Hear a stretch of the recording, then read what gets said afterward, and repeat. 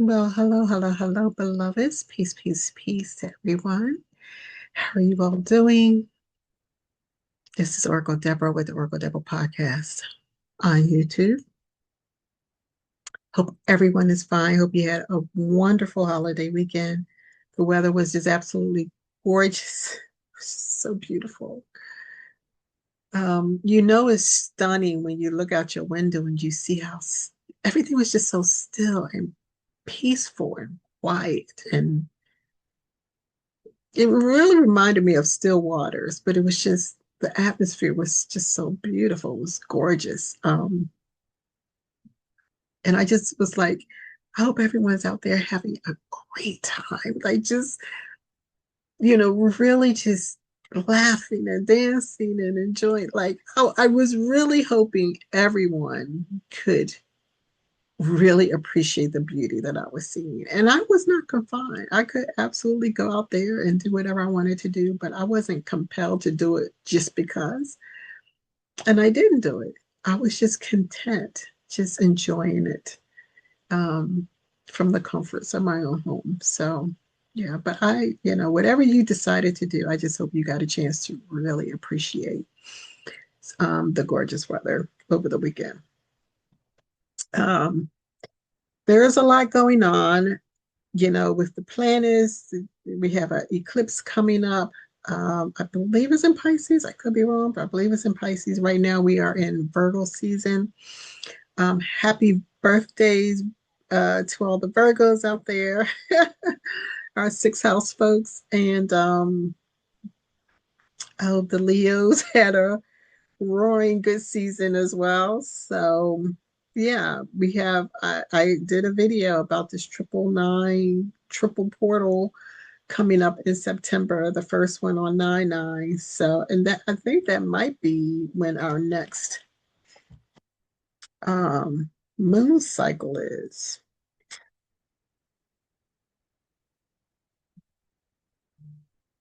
I don't have my notes in front of me, but it could be 9/9 when I think the eclipse is happening. That might, or maybe that's 9/7. The eclipse is occurring on 9/7, but we have a portal on 9/9. We have another triple nine portal on 9/18, and then we have a third triple portal on 9/27. So, yeah, this is a powerful month. There's a lot going on. Um, some amazing things apparently happening with Pluto. Pluto is out of its, I don't know, some new thing I had never heard before. It was out of its realm or something or other. It's like some rare occurrence with Pluto. Pluto is in Aquarius right now, and even though it's in Aquarius, it's outside of its realm of something or other. I don't know. And I think you all have seen the potential spacecraft or whatever happening, taking place, or that has entered our solar system, and so everyone's talking about that. So yeah, just a lot, and just outside of the normal entertainment stuff that's going on, the political things that are going on, the shifts, the changes, to this, to that, just a lot. So yeah, just a lot going on.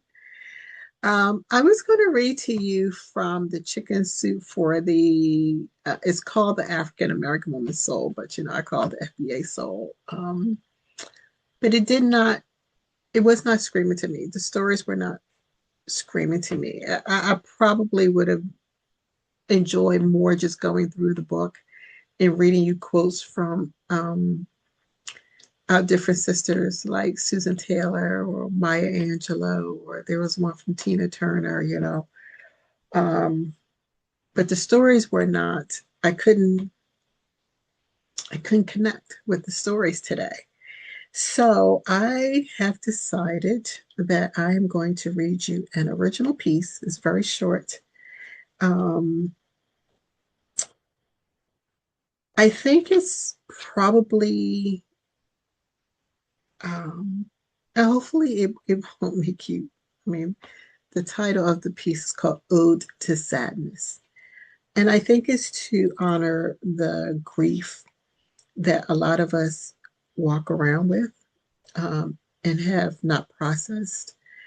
And for some of us who are constantly doing shadow work, we go through that phase where, we open ourselves up and allow the sadness, and we allow ourselves to process the sadness, so that we can heal. We can properly heal and, formally release what it is that is weighing us down or holding us back. Um, or sometimes just so we can think clearer. Sometimes these energies will hold us back, and we find it difficult to just think, with get some clarity. Um, so I wrote this piece back in April, and I'm going to share with you. So I hope you enjoy it. It's called Ode to Sadness.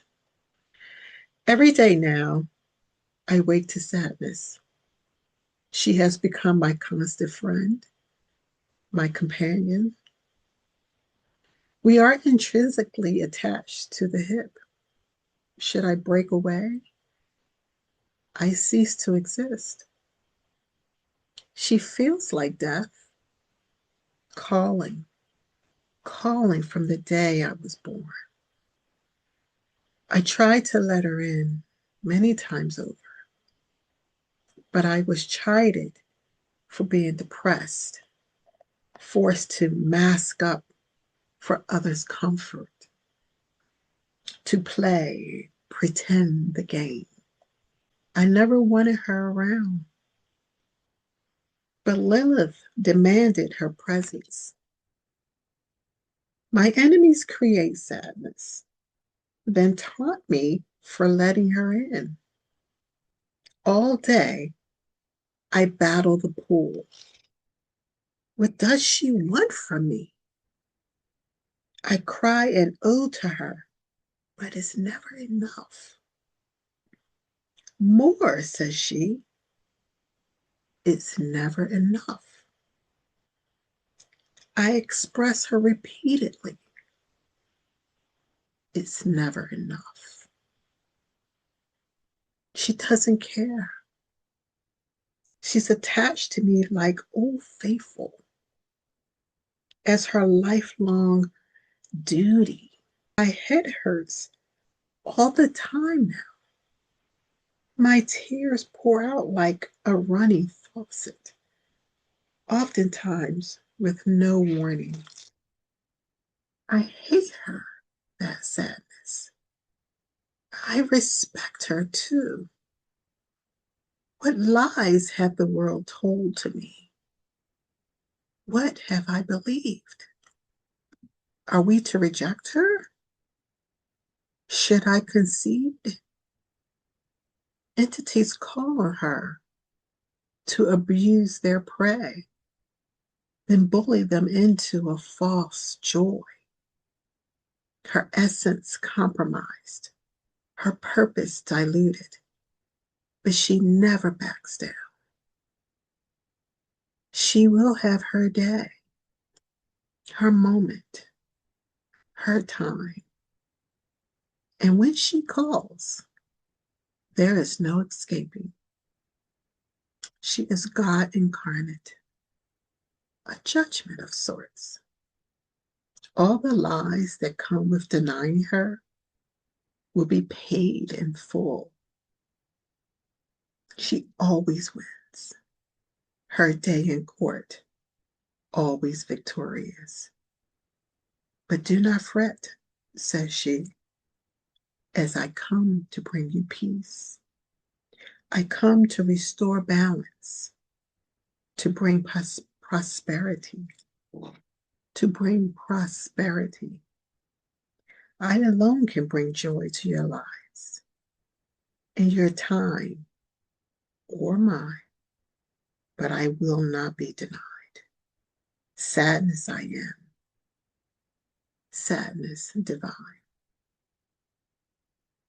Ashe. Um, so yeah, that, I don't know. That's probably one of my favorite pieces that I've ever written. Um, I felt like it was kind of like all over the place, but I just wanted to honor the flow as it came out. And so, yeah, let me know what you think about the Ode to Sadness. I do have other pieces that I write periodically. Um, I know we're going through a lot. I know we are managing a lot. I know we are shifting a lot. I know that we are transforming a lot. We're also doing a lot of transmutations, transmuting energies a lot of alchemy. There's been a lot of alchemizing. And, we're just adjusting, pivoting a lot, in all areas of our lives. And not that all of it is bad. Um, Sometimes we can enter into a space or a phase of, almost euphoria.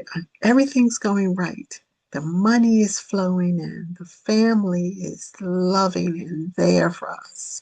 We feel their love. The spouses or partners are there. And, we're just kicking it and just having a good time. Our children are in a happy space. Our parents are doing well. Our friends are the best. Like we could just the work is just amazing. It's like everything we touch is gold. We look at something and it turns to gold. And yet, in that moment, we might literally feel some sort of sadness and then get confused. Like what is this?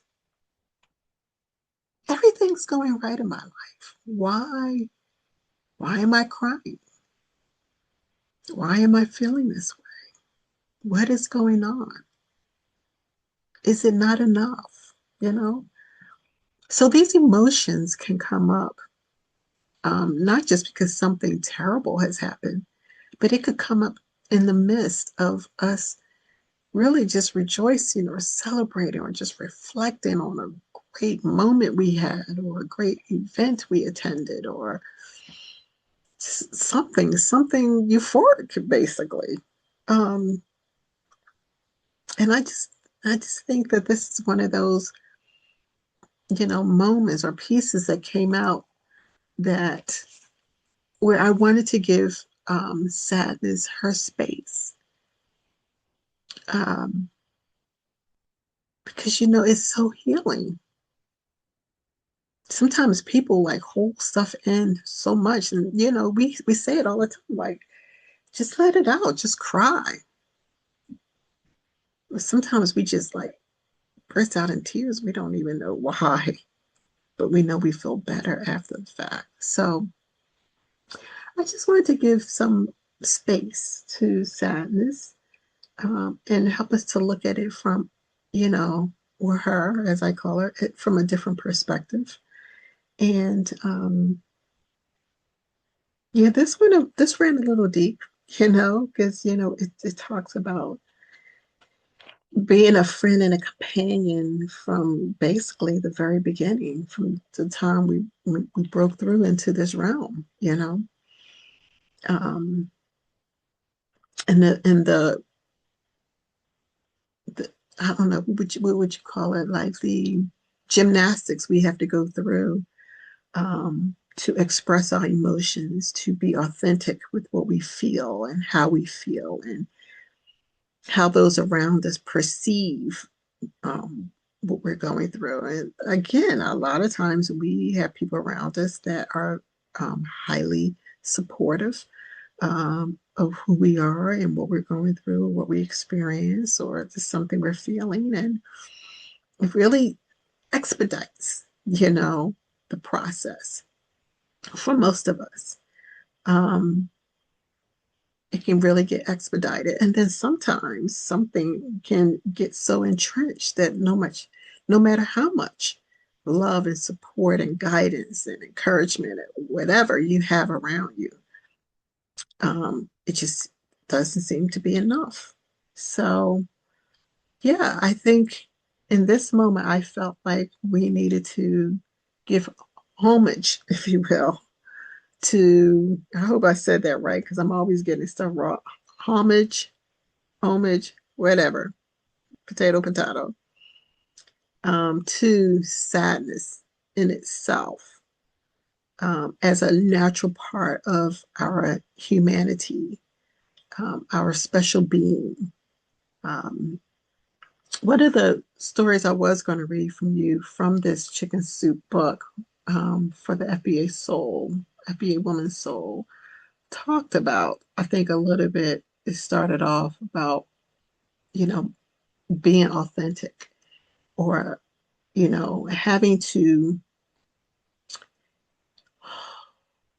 we modify who we are, our personality, our image, everything, because for us, it's immediately rejected.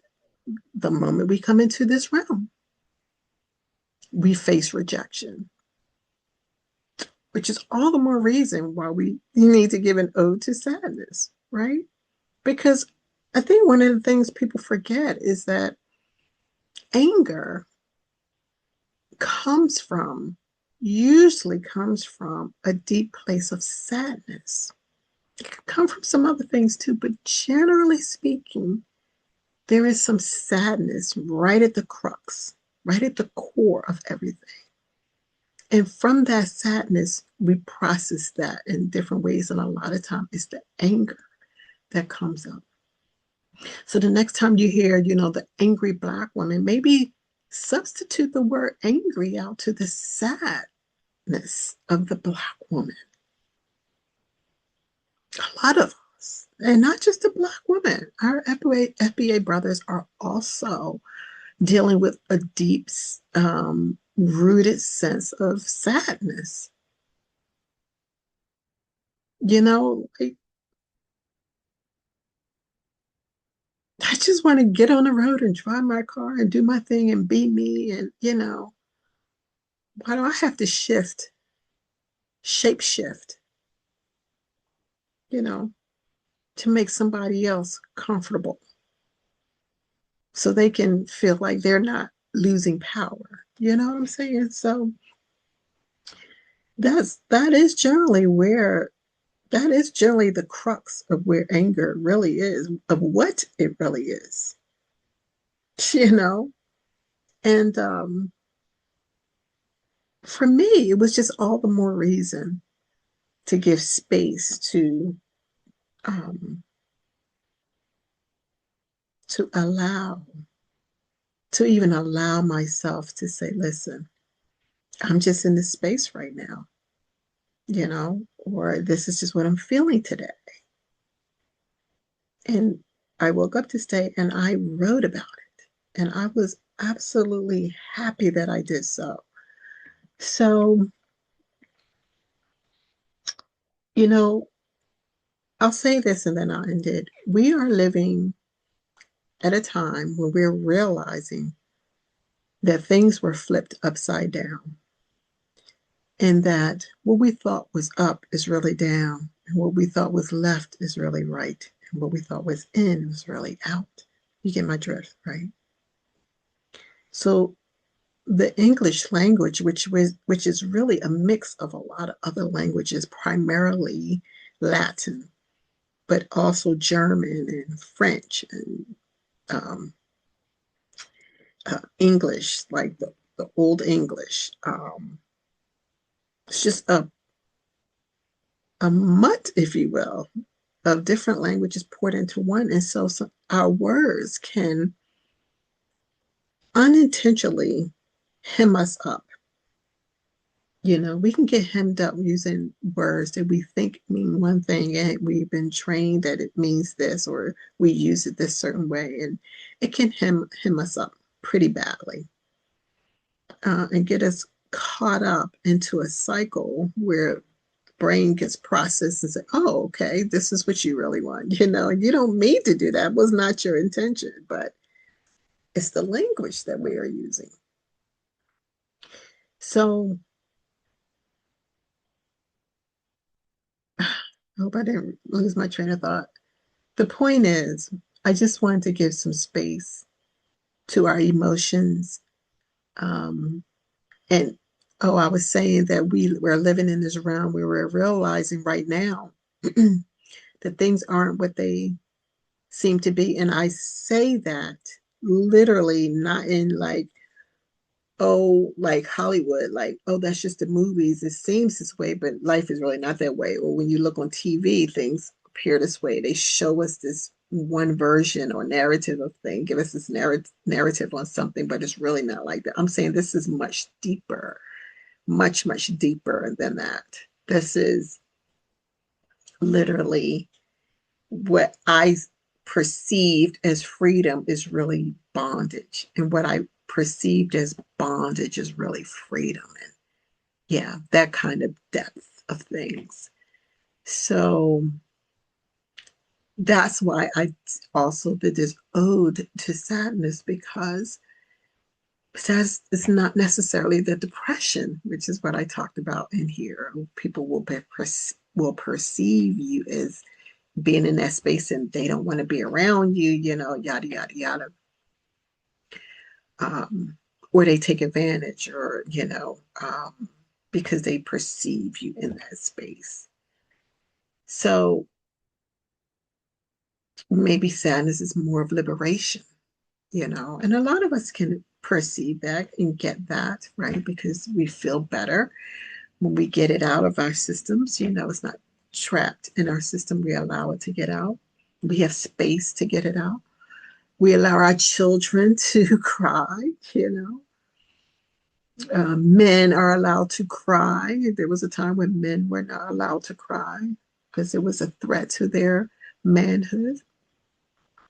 So, yeah, just giving some space to this incredible part of our incredible being, our makeup, so that we can be more authentic in who we really are. We can have another opportunity to peel away another layer of the masks that we wear, you know. Um, I love that movie Inside Out. I really do. If you haven't seen that children's movie, it's like one of the best movies for kids and adults out there, Inside Out. So check that movie out. You cannot have happiness without sadness. They are intrinsically tied together, as I mentioned, like to the hip. They're like two sides of the same coin. You absolutely cannot have one without the other. So shout out to sadness. Yeah, that's my little commentary. All right, beloveds. I hope you enjoy this. It was short, sweet, and to the point. And yeah, I used my summer to, maybe that's what I did. I just gave space to all of the um, emotions that we generally run from or don't want to be bothered with. I gave space to all those things this summer, and I'm emerging as such. Okay, so peace, peace, peace to you. Thank you for watching my videos, for checking them out. I do love you and appreciate you. Please like, share, and subscribe. And I will talk to you later. Peace, peace.